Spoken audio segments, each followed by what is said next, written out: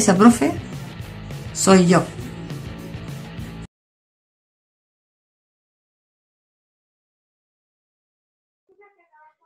Bienvenidos al Rincón de la Profe, esta vez con la actriz chilena Fernanda Urrejola.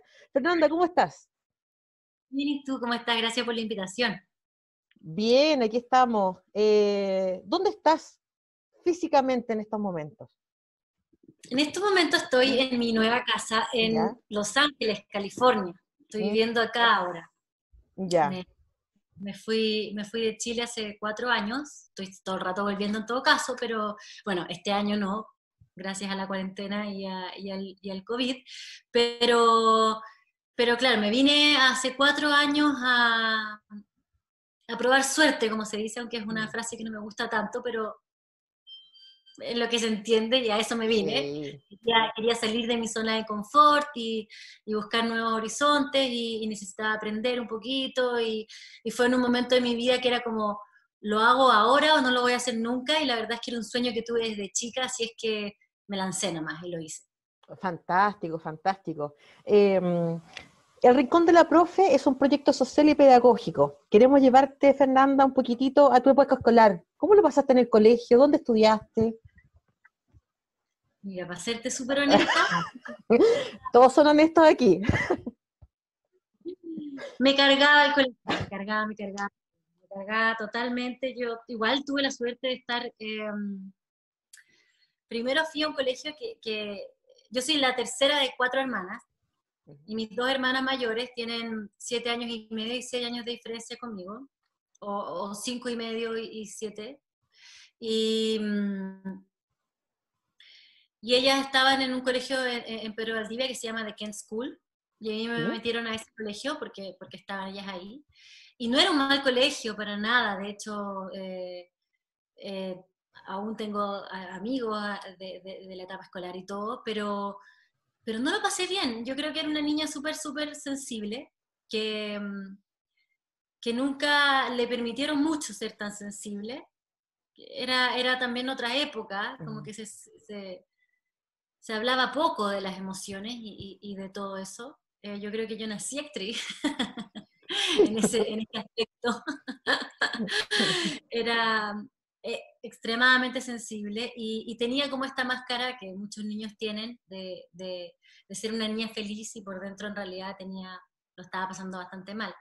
Y me costaba entender la dinámica escolar. ¿Sí? No entendía mucho, sí, no entendía mucho eh, desde, desde la forma de enseñar. Me tocó, creo que murió esta profesora, así es que no me va a escuchar, pero me tocó en segundo básico una profesora que era la profesora de matemática muy, muy amargada y como mala, un poco, como nos pegaba, Oh, coscorrones, nos tiraba esta las parte de patillas, aquí. sí, nos llevaba para adelante como con la patilla, así como en las películas ¿Mm? de profes malos. Y todas esas cosas a mí me costaba mucho entender. También me costaba mucho entender el tema de las competencias entre los compañeros, que lo más importante era la nota. Mi colegio, si hay algo malo que yo puedo decir de ese colegio, era que era muy preocupado de lo académico y poco preocupado como de las relaciones. Eh, yo era compañera de la hija de la directora, entonces también habían cosas ahí, a pesar de que hoy en día es una gran amiga, o sea, o sea, nos conocimos a los 6 años, crecimos juntas, y también tuve como, te estoy contando lo más malo, pero también me rompieron el corazón de entradita cuando entré al Oh. colegio. Yo iba, iba a un jardín que amaba, que quedaba al frente del Registro Civil de Providencia por Miguel Claro, y yo amaba mi jardín, y tenía mi mejor amigo, que éramos yunta, yunta, yunta, yunta, y, y este mejor amigo, su mamá, se obsesionó con esta relación que teníamos nosotros, y le preguntó a mi mamá a qué colegio me iba a meter a mí para que él fuera al mismo colegio. Ya.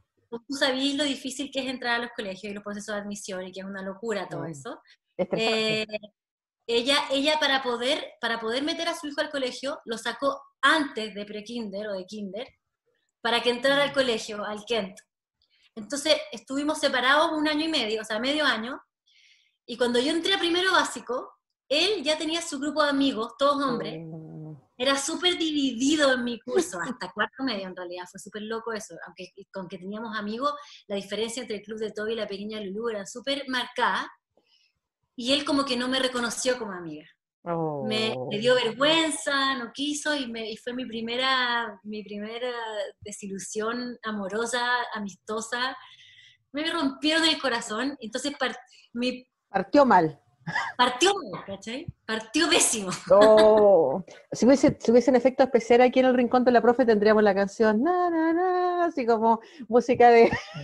Total, no, me Oh. rompió una relación terrible, y me costó mucho, mucho adecuarme a eso, me costó mucho hacerme amigos por lo mismo, como que me cerré, y era muy tímida, a pesar, cuando ya tenía, entraba en confianza, como que salía esta cosa como más leona de mí, que era como la actriz que llevaba adentro, pero en realidad me costaba mucho romper esa barrera.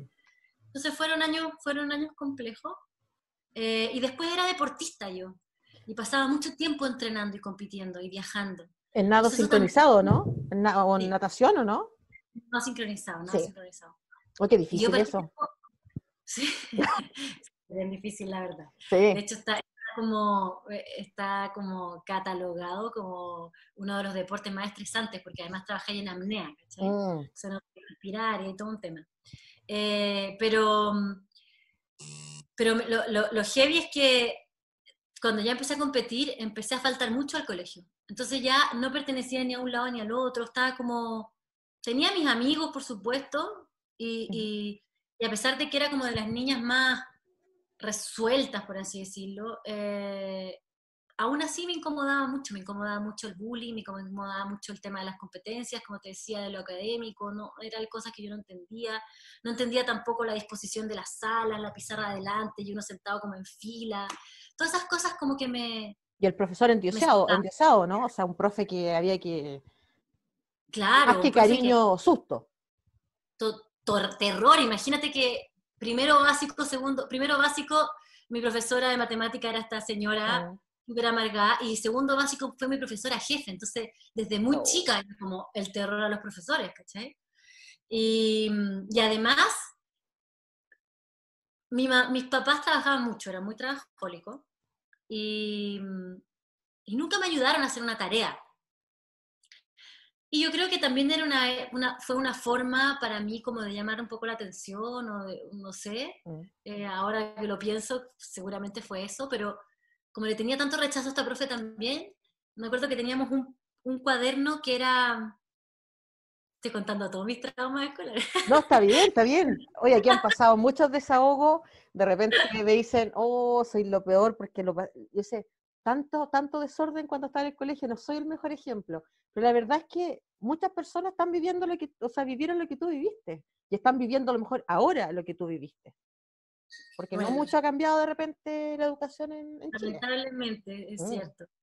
Pero y bueno, teníamos este cuaderno que era el cuaderno de las tareas, ¿cachai? Toda la semana escogía a un par de compañeros y tenía que mostrarles su cuaderno y revisaba las tareas para atrás y todo. Y yo nunca hice una tarea. Y Ya. como que me rebelé y como que dije, no, esta cuestión no es para mí, nunca hice las tareas. Como mis papás no tenían tiempo para revisar, me iba bien en el colegio. Entonces como que si era por prueba y todo, no había ningún problema porque me iba bien, tenía promedio 6, uno no era excelente, pero me iba bien, estaba en la No mente. necesitaba estudiar, o sea, en el fondo te ponías atención y bien, pues. Y estudiaba a veces para la prueba, a veces me estresaba como una hora antes y tenía que empezar a estudiar, cosas así, pero no pescaba mucho, no tenía mucho interés en el colegio, y menos con esta profesora que me cargaba. Y en esa época yo había recién empezado a hacer nado sincronizado, pero por el colegio competía en atletismo y me encantaba. Y, y un día un compañero se enoja conmigo, nos peleamos, se da cuenta que yo tenía este cuaderno vacío y se lo entrega a la profesora. Y me castigan y fue horrible, me sacaron de atletismo, la profesora obligó a mis profesores de gimnasia que me eliminaran del deporte, entonces aún más rechazo, la verdad, en mi colegio. Y también como con la forma de relacionarse con los compañeros, fue bien complejo. Y yo siempre estuve en colegios mixtos, cosa que por un lado agradezco, pero por otro y espero que esto esté cambiando, y eso es algo que yo creo Mm. que sí está cambiando hoy en día, que las mujeres eh, estamos despertando ante un sistema muy machista. Y pucha, a mí me pasó que mis compañeros, la forma, el trato hacia las niñas era bien violenta. Yo creo que si me juntara, que no lo he hecho, pero si me juntara hoy en día a conversar con mis compañeros de colegio de esto, me encantaría, o sea, me encantaría saber cómo lo viven ellos, si es que han tenido alguna reflexión al respecto, porque sí, porque nos encerraban en la sala a corrernos manos, por ejemplo, Mm. como habían varias, era bien violento, Conductas final. que se normalizaban, que en el fondo era... Era totalmente Mm. normalizado, y el maltrato a la mujer, o sea, a las niñas, y todas nosotras súper enamoradas, como todo un tema, bueno, yo soy de la generación de Candy también, como Mm.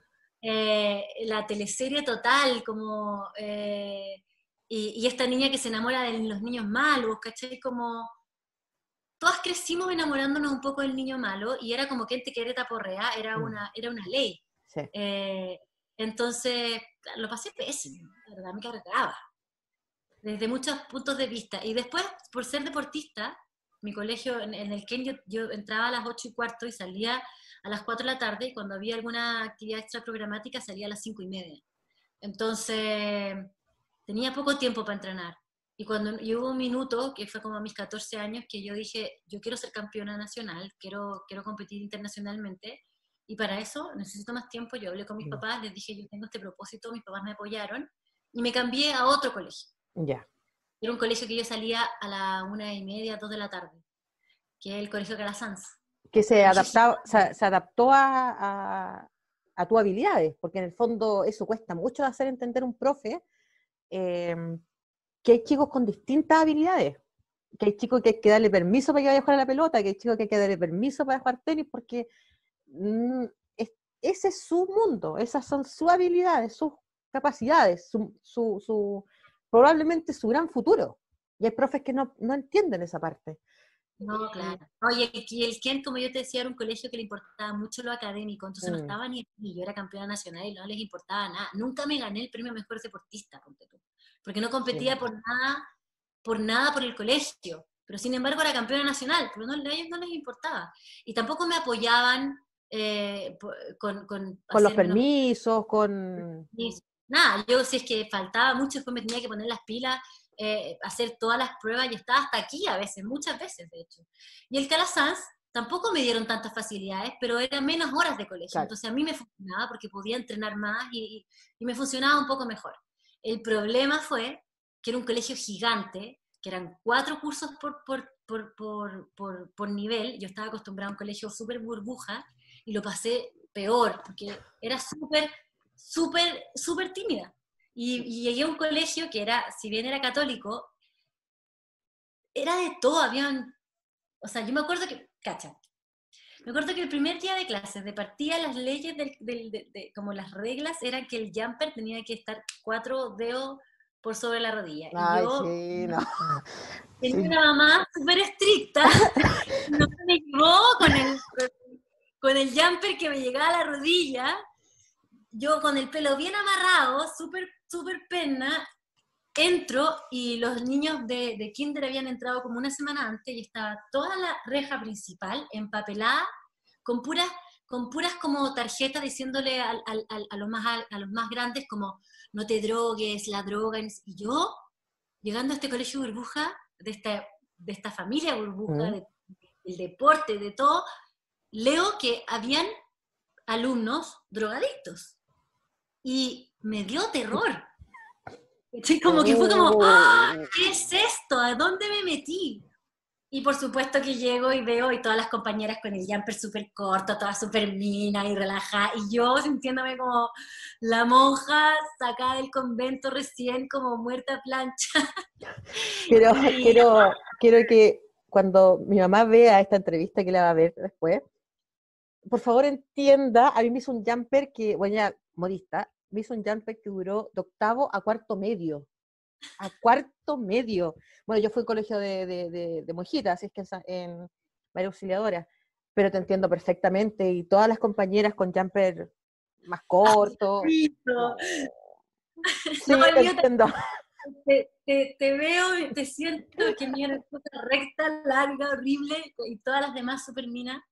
No, fue peor, lo pasé peor. Por suerte el deporte como que me salvaba, era un deporte de puras mujeres y como que lograba ahí pasarlo un poco mejor, pero tenía yo esta cosa como de no pertenencia, mucho. ¿Y cómo nace bueno, yo siempre he sentido que los actores son muy intro a verse. O sea, tú de repente vas a conversar con alguno y son como muy tímidos, muy tímidos.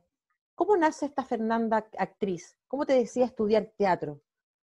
Mira, yo siempre Y quise dejar el ser, deporte, porque tuviste que optar en ese momento, yo creo, para... sí, yo siempre quise ser actriz. eh, como yo estaba, como yo tengo una hermana menor también, pero 6 años menor. Entonces como que yo quedaba justo en el medio. Mm, Entonces, y también tenía primas mayores o primos mucho más chicos. Entonces como que quedé como un poco en el medio. mm. Entonces estaba muy acostumbrada a jugar sola y a inventarme mis propios cuentos. Y ahí yo me inventaba unos cuentos, me metía como unos temas. Se reían de mí, me molestaban en mi casa porque o terminaba llorando por algo que no existía o terminaba muerta la risa riéndome sola. Y como que nadie entendía y yo estaba creando mi historia. Todo el rato creando mi historia. Entonces como que esa era mi forma de actuar. Mi mamá, una mujer que la amo, la admiro muchísimo, que en esa época me costaba mucho entender. Mientras yo crecí, teníamos una relación bien tirante. Eh, Era súper estricta.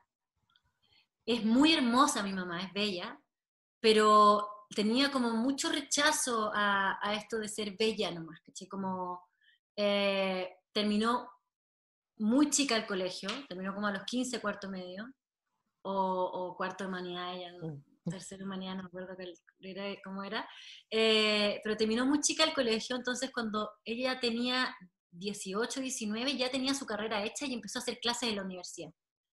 Y era Ya. muy tímida. Entonces, ella, eh, como profesora de universitaria a los 18 años, con alumnos de Mm. su misma edad, tuvo que avejentarse mucho y como hacerse la ruda y no dejaba florecer su belleza ni su lado femenino, como que se rigidizó mucho Mm. y esta es mi visión, si me Y escucha ella. y la ternura también que tenía que tener, o sea, tuvo como que se obligó o se impuso este rol. Total, y ella, yo me acuerdo que a los 12 años a mí me ofrecieron ser modelo y mi mamá fue como imposible, o sea, yo estaba feliz porque iba a tener mi pega, iba a tener mi plata y mi mamá así, ni cagando, o sea, eso era Mm. algo que no iba a ocurrir, perdón por mi vocabulario, eso era algo que no iba a ocurrir, lo totalmente prohibido, tenía prohibida ser reina del colegio, como que tenía mucho rollo con esto de que nosotros pusiéramos nuestro valor en la belleza, cosa que yo lo encuentro súper bueno, pero por otro lado se le pasaba un poco la mano, era como demasiado. Mm. No, ¿qué importaba ser reina del colegio? Me hubiese encantado ganar esas lucas siendo modelo. Pero por lo mismo también ella el tema de la actuación era como, no. No. Y de hecho nunca me incentivaron, o sea, no me dejaron hacer taller de teatro en el colegio porque era deportista y tenía que cumplir en el deporte. Eh, yo igual escogí un deporte que era bien artístico. O sea, yo en el nado sincronizado yo exploré mucho la expresión artística y de hecho eso fue lo que me hizo ser campeona nacional porque me diferenciaba de las demás, porque me creaba personajes y hacía rutinas temáticas. En el fondo estaba con el teatro muy metido en la cabeza. Pero yo me crié pensando que eso era un hobby y que tenía que estudiar otra carrera. Y crecí así, no me lo cuestioné porque era lo que Ujú. decían mis papás y yo era muy obediente. Y, y cuando llegué a cuarto medio, entré en una depresión, eh, me fui a entrenar a Estados Unidos, estuve 4 meses entrenando en Estados Unidos, lo pasé muy mal también con el tema del racismo. Yo desde los 14 empecé a salir de Chile, a entrenar fuera de Chile, y mientras estaba fuera, también iba al colegio en otros lugares, y también lo pasé pésimo. Peor, porque además había el tema del racismo, entonces era súper raro. Mm. Y en cuarto medio entro en esta especie de depresión y mis papás se asustaron mucho y me dijeron como, ya, ¿qué podemos hacer para ayudarte? Y ahí fue como, pucha, yo quiero ser actriz y necesito que me apoyen. Y ahí me apoyaron. Y ahí dijeron, ya, ok, tú quieres ser actriz, haz lo que tú quieras, nosotros te vamos a apoyar. Y entré a estudiar teatro y mi cabeza explotó, me di cuenta que realmente era lo que yo quería, era lo que más me gustaba. Desde el primer día de clases como que entró en mí una sensación exquisita de encontrar ese sentido de no pertenencia, lo encontré en esa sala en que estaban, encima llegué tarde porque estaban las Olimpiadas y llegué un mes tarde a la clase, ya estaban todos los compañeros haciendo ejercicio y de hecho el día que entré a la escuela estaban teniendo su primera nota. Y entro a este zoológico textual, porque eran puros compañeros haciendo de animales, y fue como una sensación así como de, esto era, yo quería esto y aquí llegué, y esto es increíble. Seguí haciendo nado sincronizado porque tenía una beca, y me quería, y con el deporte, o sea, y con entrar a estudiar teatro también como que se me abrió otro aspecto de mi vida giró 180 grados, y me quise independizar y me fui a la casa de mis papás, me casé de hecho. Y, y yo sobrevivía con esa beca deportiva, entonces necesitaba estudiar y seguir entrenando. Y fue súper heavy, porque también yo estuve toda la vida acostumbrada a hacer deporte y colegio, sin las facilidades de un país que apoya a los deportistas. Entonces entro a estudiar teatro y sentía que todos mis compañeros eran súper flojos, ¿cachai? Porque yo estaba acostumbrada a hacer 1000 cosas y además estaba haciendo las 1000 cosas que me pedía la escuela y siguiendo entrenando. Por supuesto, después generé grupos con las personas que sí les importaba la carrera y así siguió desarrollándose mi vida, pero y hasta el día de hoy tenemos una amistad hermosísima con esas mujeres. Pero así fue que decidí Estudiar teatro. yo ser actriz, pero Sí, siempre quise ser actriz. sí. Antes de continuar, porque después me lo van a pedir esto. Paulo Brunetti te dejó un abrazo y un beso enorme. Ay, Lo entrevistamos acá en el Rincón de la Profe, estuvimos conversando acerca de su vida, de la historia también de educación, cómo fue el colegio. Para él fue más fácil, más entretenido que para ti. Y cuando le conté que iba a estar contigo, me dijo, por favor, déjale un abrazo y un beso. Entonces, para que después, cuando lo vea, se dé cuenta que cumplí la palabra de Paulo. ¿Cuál fue tu primera experiencia en teatro? ¿En teatro estuviste primero y después televisión? ¿Pudiste hacer teatro o no? O... No, pudiste hacer teatro, por ejemplo, hay actores que parten con teatro y después llegan a la televisión, y hay actores que definitivamente los llaman a televisión por distintas características. ¿Cómo fue tu paso? Mira, yo estudié en el Duoc, que de hecho fue el único lugar donde me permitieron entrar sin haber dado una prueba ni nada. Fue como, acuérdate que, claro, yo no tenía La prueba permitido. aptitud, si son más o menos... No, hice la prueba aptitud, ¿Ya? Y de hecho la hice porque sí, yo no había hecho, nunca la había preparado, ni siquiera había hecho un facsímil. Porque yo tercero y cuarto medio tercero medio lo hice por exámenes libres, y cuarto medio como que tuve mi asistencia justa como para no repetir. Claro. Y cumplía con mis pruebas, entonces estudiaba para las pruebas, pero como tercero y cuarto medio ya estaba totalmente out del colegio. Y entonces no hice ningún facsímil, nunca fui a un preuniversitario, nada. Y porque también yo quería dedicar un año sin estudiar para entrenar. Ya. El tema es que entro en esta depresión y me di cuenta que en realidad no quería quedarme en el nado sincronizado y quería seguir avanzando en mi vida. Y ahí fue como, ya, ok, esta es la escuela que te permiten, fui a esa escuela. Y esta era una escuela que no era una escuela que te enseñaran específicamente a ser actor de televisión, pero sí había un par de ramos como que te llevaban un poco para allá, pero era una escuela que, más que enseñarte como técnicas teatrales ni autores teatrales, que es como más de las universidades más clásicas, era la escuela del Rodrigo Bastía, él era el director de carrera, y ellos tenían toda una línea de creación colectiva. Sí. ¿cachai? Con su teatro, con su compañía. Y a nosotros nos inculcaron mucho eso, entonces era muy interesante como esta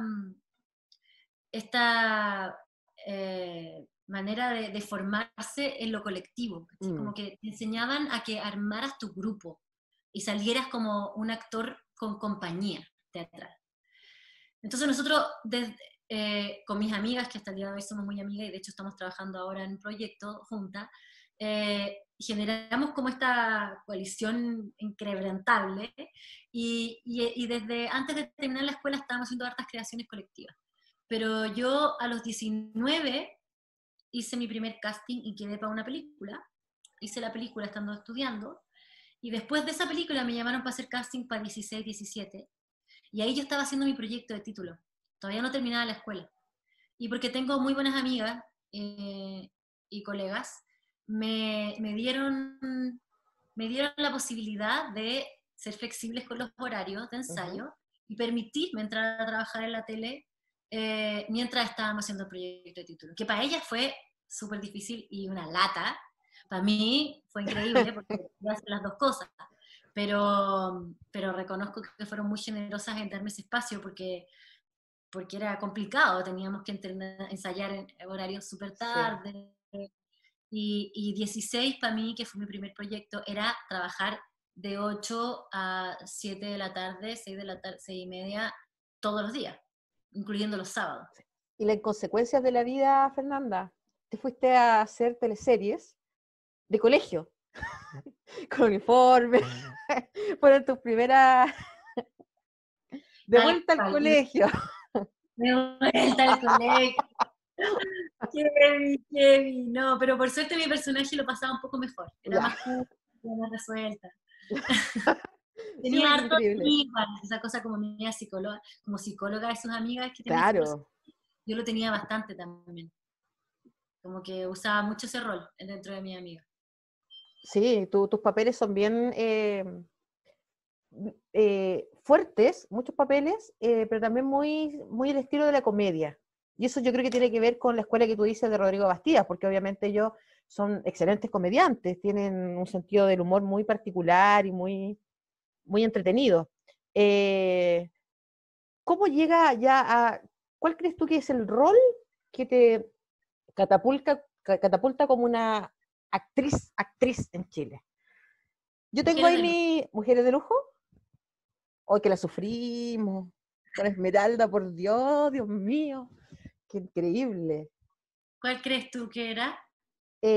No, o sea, definitivamente Esmeralda marcó, y ¿sabes qué? Marcó en televisión temas muy importantes que hasta ese momento no se hablaban.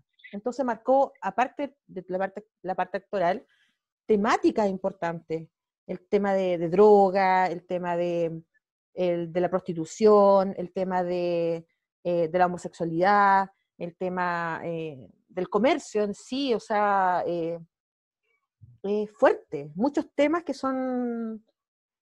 que ahora uno, claro, los puede hablar a lo mejor con mayor facilidad, pero en ese momento, estamos hablando hace 10 años, fue el 2011, Fue el ¿o no? 2010. 2010, fue en pleno terremoto del 2010.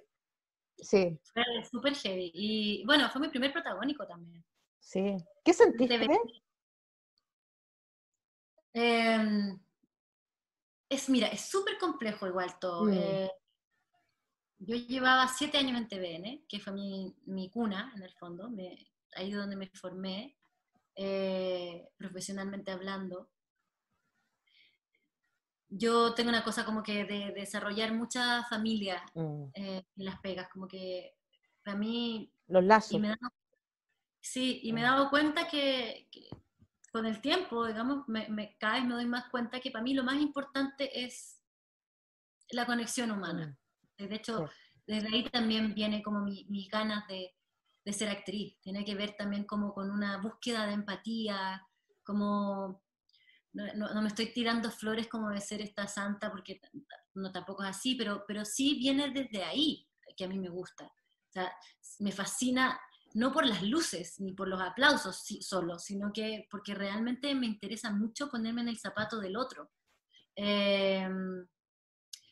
Y me pasaba que me costó mucho irme de TVN, porque tenía una familia, un colchoncito amoroso que era súper importante para mí, con toda la gente que yo trabajaba ahí, Con la que desde te la secretaria, iniciaste, todo. sí, desde la secretaria Mm. hasta el utilero, todos, ¿cachai? Como que me sentía muy, muy acogida, pero profesionalmente sentía que no me estaban dando las posibilidades ni las oportunidades para seguir desarrollándome. Mis personajes siempre se quedaban cortos, me ofrecían el oro y el moro y después llegaba a los que hubo y no pasaba nada. Entonces era como un peso ya y necesitaba cambiar. Y me llaman de Chilevisión y de partida me ofrecen, me llaman a una reunión con una de mis mejores amigas, que es la Ignacia Alamán, Ujú. que hacía de dieta en Mujeres de Lujo. Uy, qué mal, también, uno que increíble cómo se va involucrando con la historia. Eso es lo que tiene la televisión, que uno como que eh, se va enamorando de toda la historia que ustedes transmiten. Hasta el No punto sé, de amarte o de verdad odiarte. o sea, no te morí la cantidad de veces que me paraban en la calle y me decían como, mijita, la están Sí. cagando. Y como, no, no soy yo. Soy el personaje. O quizás tal vez también, pero bueno, no sabemos. No sé. Eh, pero bueno, me llaman a esta reunión con ella y estaba el director del canal, ni siquiera el director de la teleserie, sino que el director del canal y la guionista de la teleserie, y la Nacha y yo, a una reunión que se sentía súper importante y nos ofrecen este proyecto y las dos nos miramos y fue como, de partida, qué increíble trabajar juntas, nunca habíamos trabajado juntas, y fue como, chuta, parece que tengo que tomar esto. Parece que es una muy buena opción y tengo que dejar TVN, y ahí decidí dejar TVN y irme a esta aventura. Y es una teleserie que yo siento que de todas las teleseries es la más teleserie que yo hice.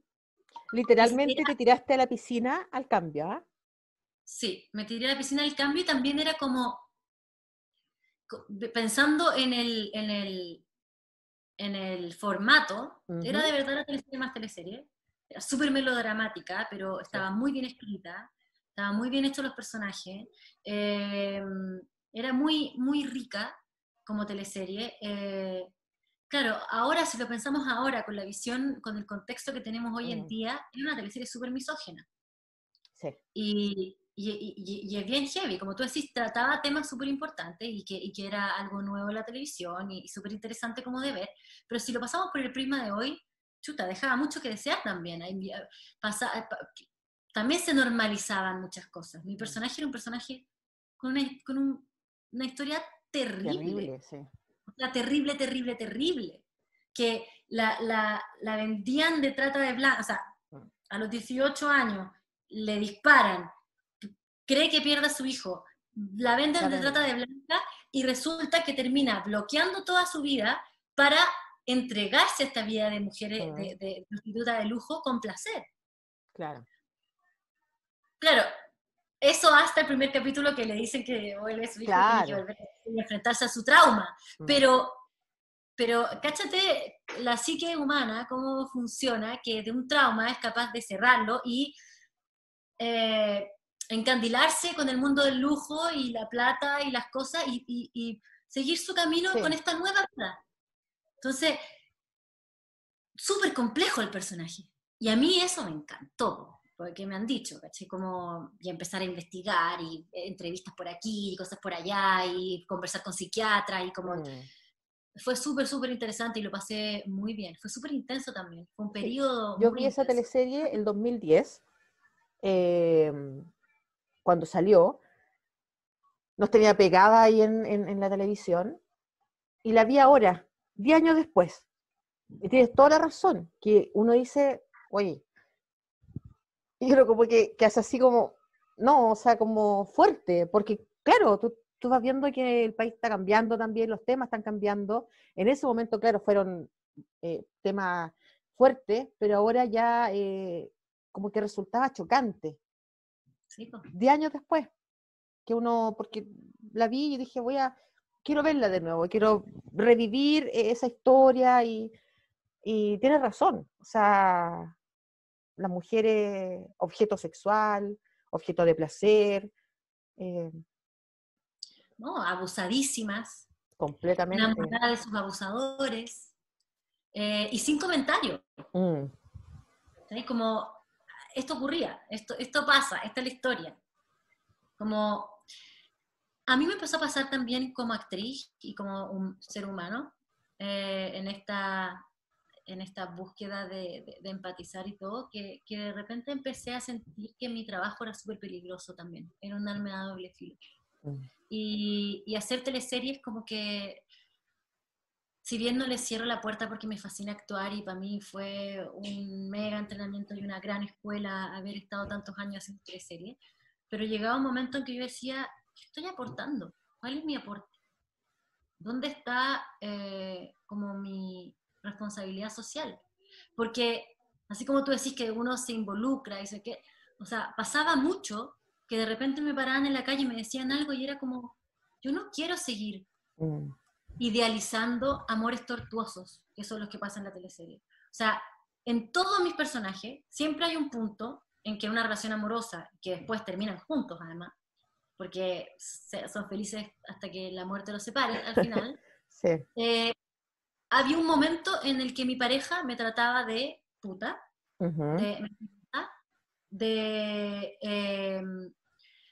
de estas relaciones que van y vienen constantemente, y yo decía, chuta, entiendo que es entretenimiento, y entiendo que uno puede hacer la diferencia, pero ¿hasta mm. qué punto yo estoy siendo un aporte? ¿Y cuándo más puedo yo ent- poner estos temas, pero luego conversarlos y reflexionar al respecto de esto? Porque esto no puede ser la realidad. No podemos seguir perpetuando un sistema así. No Mm, podemos seguir hablando de amor cuando estas relaciones lo último que tienen son de amor. sí. ¿Y cómo ¿Cachai? nace Diario de una profesional? Que yo lo estoy viendo ahora, me queda el último capítulo. No me lo cuentes, por favor. ¿Cómo nace? Pues después de Mujeres de Lujo. Después de Mujeres de Lujo yo hice Adiós al séptimo de línea. Sí. De hecho fue súper loco porque, bueno, Mujeres de Lujo fue una teleserie dentro de una teleserie en la vida real. Pasó de todo, incluyendo terremotos, cambio de mando, Todo. muerte de una vestuarista, pérdida de guagua, separaciones, de todo lo que Mm, te puedas imaginar. Y otra de las cosas que pasó para Mujeres de Lujo era que perdimos 3 meses de trabajo porque echaron al director y tuvimos que partir de cero, lo que fue bueno para la teleserie, pero perdimos meses de trabajo y yo tenía un contrato con Mega después de Chilevisión para hacer esta serie, que había ganado el Consejo Nacional de Televisión y todo, y tenía mm. una fecha de término en mi contrato. Entonces la teleserie, que podría haber seguido eternamente, porque está también escrita que de verdad se Que podría haber podría haber alargado mucho, continuado. podría haber Mm, continuado, no podíamos porque yo me tenía que ir a trabajar otra cosa. Y, y terminé Mujeres de Lujo y a los 4 días estaba haciendo Adiós a séptimo de línea, y después de Adiós a séptimo de línea hago Diario Secreto de una sí. profesional. Diario Secreto de una profesional era una serie inglesa, se llama Diaries of a Call Girl en Ya. inglés. Y una serie que tuvo varias temporadas, súper buena, súper bien hecha. Y aquí es mi crítica. Eh, los ingleses son, bueno, bien doble estándar en Mm, muchos puntos de vista, pero es un país que le ha tocado vivir cosas bien duras y es un país bien progresista. Y que en los años 80 eran, o sea, mm. total, o sea, todos los temas que nosotros estamos hablando recién, ellos ya lo tenían mega avanzado, Ya no súper eran abierto. temas. La sexualidad para ellos era súper abierta, no tienen una sociedad católica, entonces no está la culpa detrás, todo lo contrario, era súper expuesto y de hecho pasado para la punta. Entonces, este era un personaje súper empoderada en su rol de prostituta, totalmente diferente a mi personaje de Mujeres de Lujo. Yo Porque acá tuve es una mucha, elección. En porque era Diario fue una elección. y En era Mujeres alguien de Lujo, claro. que disfrutaba mucho su carrera. Y lo veía como una carrera y Mm, no tenía ningún pero con eso. Pero claro, viene de esta sociedad totalmente abierta. Y resulta que la quieren hacer en Chile. Me llaman a mí para ser el personaje. ¿Por qué crees que te llamaron? ¿Será por el tema de que Mujeres de Lujo lograste Yo creo que por eso y hacer? también hicimos muchos castings, como yo Ya. creo que muchas actrices en Chile hicieron casting, fue un casting largo. Yo la verdad es que cuando me ofrecieron el rol dije que no, de entrada, porque ya había hecho una prostituta y no me quería quedar pegada en el Ahí en rol. el mismo... Claro, a mí me costó mucho también tomar la decisión de Mujeres de Lujo porque durante los 7 primeros años de mi carrera tuve mucho cuidado en no transformarme como en un sex symbol, porque además venía de mi mamá, que me crió de esa manera, y que tenía mucho rollo con ese tema, y de hecho mi mamá, me da risa, pero no, me recitaba siempre la poesía Miedo de Gabriela Mistral, como yo no quiero que mi niña golondrina me la Sí. vuelva. Ya, como es, entonces como que Que no le hagan por, daño.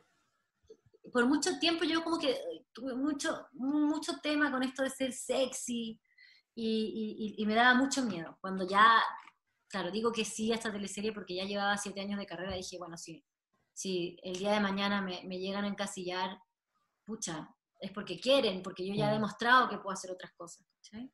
Pero bueno, me llaman, tuve mucho resquemor, no quise hacerlo, y también no quise hacerlo porque en ese momento la televisión llevaba por lo menos 2 años de abrirse en todo el tema del sexo y de tener muchos desnudos en la televisión y que era como ya era parte de, y yo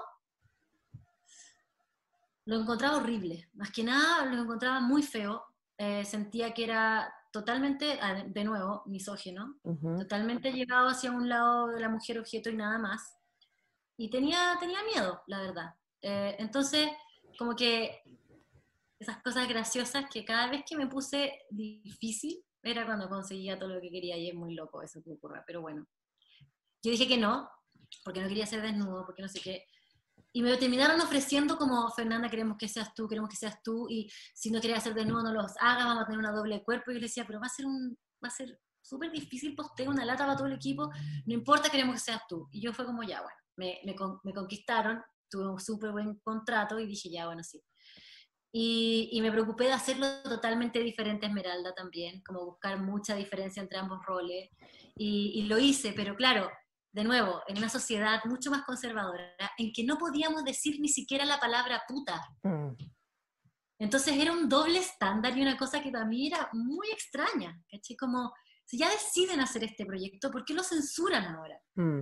Y fue súper censurado desde muchos lugares. Entonces yo siento que, a pesar de que lo hicimos con mucho amor, porque es algo que yo siempre trato de hacer cuando me enfrento a un nuevo trabajo, darle todo lo mejor de mí, y siento que todas las personas que trabajaron en el proyecto dieron lo mejor, eh, no cumplía con requisitos básicos para que la serie despegara de verdad. Como que fue muy... Espérate que... fue muy censurada. Y, eso, pero está entretenida. ¿Te gusta? Sí, a mí sí. La verdad es que nos reímos harto. Me río harto con ella porque, claro, le diste el cambio, si bien es el rol el tema de la prostitución, pero mirado desde un punto de vista de disfrutar, de elección personal, Empoderamiento. claro, yo quiero esto porque me gusta, porque quiero ganar lucas, porque es tu decisión y es respetable. Y eso se nota en la serie. Una cantidad enorme de actores renombrados en Chile. Con todos con los todo. actores chilenos. Era como, Oh. ¿quién me queda? Decía yo, ¿quién me queda? Ay, no, terrible. No, sí, yo me daba cuenta de eso y además que se nota perfectamente el tema cuando tú nombras ahora que tú solicitaste un doble para los desnudos. ¿Sí? Sí, no Sí, es mi cuerpo. sí. Y la verdad es que es loco, porque eso lo sabía yo y poca gente. O sea, me acuerdo que después salió un poco como Loon, pero obviamente que las personas que no vieron Loon ese día no se enteraban y pensaban que era yo y yo estaba en pelota.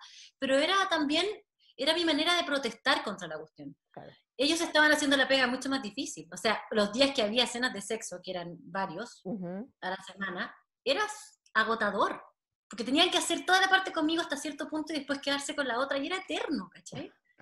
Pero era mi manera de protestar y decir, esto no. Y después lo hice así para siempre. Yo creo que el resto de los desnudos que yo hice, porque bueno, lo hice de chica también, hice desnudos cuando chica, pero después fue como mi manera de plantearme y decir, no, esto no, porque no estoy de acuerdo a la forma, no estoy de acuerdo además que sean solo las mujeres que nos tengamos que desnudar, no estoy de acuerdo a esta sensación de tener que ser objeto y era súper incómodo desde muchos lugares.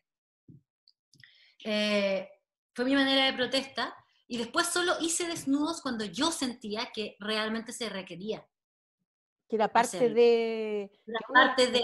una de las grandes críticas que se le hacía y se le hizo por mucho tiempo al cine chileno, que era mucho garabato, muchas palabras vulgares, muchas escenas sexuales sin, o sea, por hacer, sin sentido. Y mucha gente criticaba mucho el cine chileno por eso, y de hecho hasta el día de hoy todavía tiene ahora no hay películas geniales. Yo vi el fin de semana eh, esta película de Fuga que hicieron de los reos. Claro, hay un cambio, pero si tú te preguntas en la generación nuestra y más antigua, no veía el cine chileno por estas características. Como que le faltaba tema, le faltaba profundidad, que no estamos en contra de que haya una escena romántica o más íntima, pero que tenga un sentido esa escena. No es que sea una escena por hacerla, para enganchar al público. No, y si lo vas a hacer, que sea de un lugar inteligente o gracioso, o que estés comentando eso. Pero no sea por querer que es sexy nomás. Claro. Y además una cuestión sexy muy masculina. Entonces, no sé, es muy interesante, un gran tema ese. Pero por ejemplo, lo que hizo el Boris Kuercha con Sexo con Amor, ponte tú, que Claro. es una película que estaba, que el tema era en relación al sexo, pero desde un lugar, a pesar de que era una visión súper masculina, Sí. porque el director es hombre, estaba totalmente justificado, era todo a partir de eso y mostraba muchos aspectos de eso, y era interesante y entretenido. Y esa película sí se vio bastante. Sí. Tenía otra vuelta, tenía una búsqueda, y tenía humor, y tenía... Entonces... Y de repente la visión de la mujer también frente al tema, de qué siento yo frente a esto que está pasando. Que eso ahora se está hablando un poco más de que en realidad la mujer tiene derecho a decir sí y tiene derecho a decir no, esté o no esté comprometida, que es lo que uno en el fondo también le enseña a los jóvenes desde en el colegio y a los niños a tomar decisiones, es tu cuerpo, son tus decisiones. Nadie te tiene que obligar a algo que tú no quieras hacer. Claro, bueno, en mi época de colegio y en la escuela y todo, claro, nosotros todavía, a pesar de que valóricamente es así, o sea, es algo que debería ser así siempre, yo creo que había mucho miedo a decir que no también, por ser juzgada, o a llegar al momento preciso y después terminar diciendo que no. Y es muy hermoso. Yo veo ahora, yo tengo una sobrina, mi sobrina mayor, que es mi hija, tiene 14 años. Y el otro día como que tuvimos una conversación súper, súper linda. No quiero hablar como de esas cosas privadas, No, claro. pero fue muy, muy hermoso ver que ella ya tiene una nueva visión y tiene un respeto hacia sí misma, que es gracias a lo que está pasando a nivel colectivo y global, Sí. que es capaz de verlo. O sea, yo por haber sufrido de abusos cuando chica, fui muy consciente en tratar de enseñarle a cuidarse, a protegerse, a poner sus límites, pero yo sé que esas son cosas que no se pueden enseñar de la boca para afuera, sino que se tiene que ver en el entorno. Y hoy que estamos por fin hablando y reconociendo ciertos temas, las niñas más chicas ya vienen con un chip nuevo, y eso es súper importante. Súper importante. ¿Y la educación tú crees que está cambiando ahí también? Porque yo siento que el rol del profesor es fundamental en esto. Uno tiene que acompañar al joven y acompañar al niño desde, eh, o sea, nuestra vocación, aparte de ser pedagógica, es vocación de servicio social, formar jóvenes para un futuro. Entonces, el rol de la educación yo creo que es fundamental en esto. ¿Qué cambiarías tú en todo lo que te pasó? Porque bueno, no fueron muchas cosas buenas, pero ¿qué sientes que te faltó para sentir y decir, ¿sabes qué? Yo esto me faltó para ser feliz en el colegio. O esto creo que me faltó para poder decir, sí. Bueno, yo creo que me faltó de partida como desde ser mujer, me faltó un sistema que me contuviera más, que respetara más a las mujeres, que los niños supieran en qué lugares estaban siendo violentos y qué no. Pero también como desde los profesores siento que hay cosas que no se pueden enseñar con la palabra. Mm. Cierto que nosotros vivimos en un mundo de muchas ideas, y lamentablemente al ser humano le cuesta mucho aprender de las experiencias ajenas, pero no hay tiempo tampoco para experimentarlo todo. Mm. Entonces creo que es súper importante que los profesores se respeten a sí mismos, se quieran a sí mismos, se conozcan a sí mismos, para que desde ese amor propio puedan ver al otro. Yo siento que a mí me tocó mucho como profesores, a ver, hago diferencias porque tuve también buenos profesores, pero tuve muchos malos profesores. Y de esos malos profesores no me quedó nada más que experiencia mala onda, pero sobre todo porque te enseñan una materia y no hay una cosa valórica o no hay un traspaso humano detrás. Es el profesor, el alumno, pero no hay una cosa como de yo, tú, Sí. somos. Y te veo, Mm. y porque yo me veo, te puedo ver. Mm. Yo soy súper fanática de Claudio Naranjo, que es un psiquiatra chileno que hizo casi toda su carrera fuera de Chile, de hecho, pero que él creó un sistema súper interesante para docentes, que se llama el SAT, y que era un sistema en el que obligaba o exponía a los profesores a conocerse a sí mismos, a poder verse, a entender los diferentes tipos de personalidad, dónde entraban ellos, como a entrar en sus emociones, a hacer un trabajo personal y espiritual Sí. para que sea muy fácil poder conectar con el alumno y verlo y reconocerlo. Lo mismo que decías tú antes, Mm. como de, yo tengo que reconocer en mi alumno para qué es bueno, para poder ayudarlo a potenciar eso que es bueno y también ayudarlo a equilibrar en lo que no, pero entendiendo que este es el niño al que yo estoy tratando, no es un niño estándar, que es el problema que yo siento que tiene la educación hoy. Sí, Todavía. definitivamente. Yo, O sea, a eh, mí me sorprende que tengamos una educación al estilo prusiano y que en tantos años ha cambiado tantas cosas y la educación no. mm. La verdad es que yo llevo 23 años trabajando, siendo profe. Y celebro mi aniversario, ¿ah? El 1 de agosto. Fue como Buena. primera vez que pisé y dije, buenos días niñas, porque fue un colegio monja, buenos días profe, esa sensación. Y yo se lo cuento siempre a los chicos, tengo muchos exalumnos que te van a ver porque mantengo hasta el día de hoy contacto con alumnos desde el primer año que hice clase. WhatsApp con los niños que te buscan, porque te empiezan a buscar por todas partes, tuve que crear un Facebook para ellos especialmente y para tener el contacto. Muchos exalumnos profe también que uno dice, wow, o sea, qué rico que... pero a mí me preocupa el ser humano. O sea, antes de entrar a clase, ¿cómo están? ¿Qué les pasa?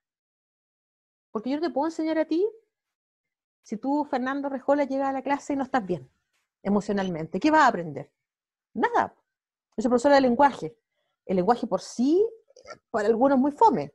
Entonces, uno tiene que preocuparse de cómo está el alumno, cómo está el curso para poder entregar ese contenido que tú quieras entregar. Y yo creo que ahí está el preocuparse de las emociones de los niños. Yo les digo, yo te acompaño en este proceso. A lo mejor la vida nos va a separar, pero nos unió para algo. Cumplimos misiones en esta vida. Y he tenido grandes experiencias con los exalumnos, nos vemos, nos visitamos, nos llamamos, me vienen a ver. Y eso es rico, significa que tú vas más allá del profe que entrega contenido. Porque para eso Hermoso. ahora yo te digo, está San YouTube, como le digo a los niños, está San Google, está todo. Tú puedes encontrar todo, a lo mejor en nuestra época no era así, pero ahora encuentran en todas partes. Entonces el profesor tiene que generar un cambio y preocuparse de ese ser humano que te necesita. Y que si no lo tiene en la casa, que te tenga a ti para Sí. poder ayudarlo. Sí, porque es súper loco, o sea, pasamos cuánto rato en el colegio. Todo el Además que día. son 12 años, estamos la mayor parte del tiempo en el colegio y claro, es cierto que los valores vienen de la casa y todo, pero pasamos mucho tiempo de nuestra vida en esa institución. Y a mí siempre me ha sorprendido que llegué a los 18 años sin saber lo que quería hacer. ¿Cómo es posible? Si estuviste 12 años de tu vida formándote, ¿cómo puedes llegar a los 18 años sin saber lo que te gusta? Entonces, eso es lo que yo le critico a la educación, que hace como niños, como que te obliga a ser estándar y a cumplir con ciertas cosas en vez de encontrarte a ti mismo, en vez de buscar y de desarrollarte según lo que tú traes para aportar. Porque por algo estamos aquí. Todos aportamos con un granito de arena. Todos somos personas diferentes porque somos necesarias en esas diferencias. Y, y claro, eso es lo que me gustaría cambiar. Que de verdad se pudiera ver al niño, al adolescente, para que ellos encuentren su máximo potencial. Sí. Y para eso se necesita profesores como tú, profesores que estén dispuestos a verse a sí mismos y hacer el trabajo personal, porque eso no se enseña con palabras, eso se traspasa porque eres. Y los niños lo notan, ¿ah? Notan porque yo me río mucho en clase. Yo lo paso muy bien. Yo creo que es como, le he dicho a un par de actores que también entrevisté, es como un escenario, así como que uno... Y los chicos captan, y me dicen muchos alumnos, profe, a mí nunca me gustó el lenguaje, pero sus clases me encantan sus clases. Y siento que ellos captan perfectamente que tú lo estás pasando bien en clase. Y que Sí, tú lo estás mirando a los ojos y le estás diciendo, ¿sabes qué? No estás bien hoy día, no importa, quédate tranquilo ahí, pero cumplimos con que me tienes que traer la materia mañana, o sea, ya, profe. Y llegan al otro día y te dan las gracias. Te dan las gracias porque pudiste entender ese momento en que no querían estar. Solamente le digo, no estorbe, con mi dedo no estorbo. Entonces yo tengo que seguir haciendo la clase, pero usted si no quiere estar, tranquilo. Hay días que no están bien. Y eso yo creo que a todos nos pasa. Pero sí. es difícil No, lograr eso. o sea, con toda la lista de críticas que te di, también creo que valoro muchísimo el trabajo de un profesor, creo que es dificilísimo, creo que es una mega responsabilidad también, y es hermoso encontrarse con profesores con esa vocación. O sea, yo también tengo recuerdos de una profe que yo tuve una conexión con ella desde muy chica, súper especial. Era una señora alta como de 2 metros, medía como 1,80 m, te juro, gigante. Era de nacionalidad escocesa, la Miss Sheila se llama de mi colegio. Y yo me acuerdo que cuando mis hermanas iban al colegio, ella siempre estaba como parada fuera del colegio, y yo todavía no iba a ese colegio, pero veía a mis hermanas entrar y veía a esta señora, y me acuerdo un día, de haber tenido, no sé, 5 años, y la veo parada en el colegio, esta gigante estatua de pelo blanco, como con cara de abuelita, arrugadita entera, y yo como que salgo corriendo y la abrazo y le digo, ¡abuelita! Mi abuelita no tenía nada que ver con ella, pero no sé, generamos como un nexo así súper importante. Y después cuando fui al colegio, ella era profesora de cuarto, quinto y sexto básico de inglés, y en sexto básico era profesora jefe. Y yo, como tuviste esta primera conexión con ella súper importante, nos amábamos, era súper estricta, pero era increíble, y de verdad ella también te veía y te molestaba, y era súper ruda, porque tenía una cosa, pero yo venía de una mamá también súper estricta, entonces como que eso no me asustaba, pero generamos un lazo súper, súper, súper importante, y para mí ella fue fundamental en la época de del colegio, como era un gran pilar en mi vida, y se enfermó cuando yo estaba como en segundo o tercero medio, se enfermó, porque después del Calasanz yo volví a mi colegio, estuve 2 años, octavo y primero medio, y después volví al Kent a graduarme ahí y todo, y se enfermó cuando yo estaba segundo o tercero medio, y era súper rápida, y tiraba chistes, y le dio un tumor cerebral, y fue súper rudo como verla decaer, pero para mí ella fue súper importante, y la recuerdo con mucho amor. Y me acuerdo que la fui a ver cuando estaba enferma en el colegio, y en un momento como que no podía hablar muy bien, y nos pidió que no fuéramos más a verla, porque ella quería que nosotros la recordáramos como ella era.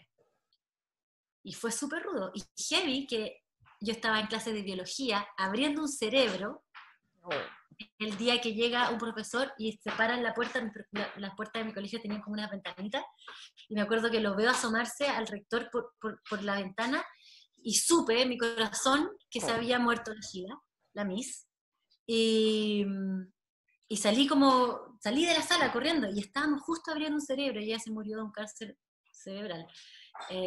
Fue heavy. Pero bueno, esa era una de las profesoras que yo recuerdo con mucho, mucho amor. Y también otro par que, como tú, a lo mejor eran materias que no me gustaban tanto, pero que lograron como cautivarme y llevarme por ahí. Y en cambio otros, materias que me gustaban muchísimo, pero que me cargaba el profesor y terminé por bloquearla. Es que definitivamente un profe te marca para bien o para mal, y te puede hacer que te enamores de una asignatura o que te desencantes fácilmente. Entonces nosotros, yo digo, los profes tenemos una gran misión en esta vida, que tenemos que darnos cuenta, como tú dices, querernos y darnos cuenta de lo que tenemos y de lo que somos capaces de formar o tal vez dañar a alguien. Entonces el lenguaje tiene que ser sutil con los niños. Fernanda, ¿volverías a Chile? ¿Vas a volver a Chile? ¿Tienes ganas? ¿Extrañas Chile? Sí, siempre uno extraña, o sea, Chile es mi raíz, es mi familia, es mi amigo, es mi historia. Sí, lo echo de menos. En este momento volvería a Chile con algo particular. Ya. Todavía siento que estoy explorando y creciendo, y todavía hay cosas que me gustaría hacer aquí o quizás en otra parte, pero si vuelvo a Chile me gustaría volver por algo preciso. En este momento no me iría a Chile a hacer nada. Creo que las cosas están lo suficientemente difíciles como para... Y porque también tomé una decisión y estoy todavía en un proceso que quiero ver qué pasa con eso. Claro, este virus también atrasó todo, paró todos los proyectos, paró muchas cosas, pero que también parece muy interesante detenerse a reflexionar y ver qué pasa. Sí. Y como, claro, volvería a Chile sí o sí, pero con algo específico. Por algo claro, concreto y que te guste, que te Sí. llene. Sí. ¿Qué mensaje le daría a la familia y a la gente que te va a ver, Fernanda, en este rincón de la profe?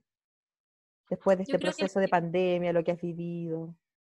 me quedaría con lo que estábamos hablando antes, que para mí es súper importante, que es algo que también yo he ido aprendiendo con los años, y hoy en día, con las decisiones que he tomado en mi propia vida, en mi vida personal, han reforzado esa idea, que es que tu voz importa,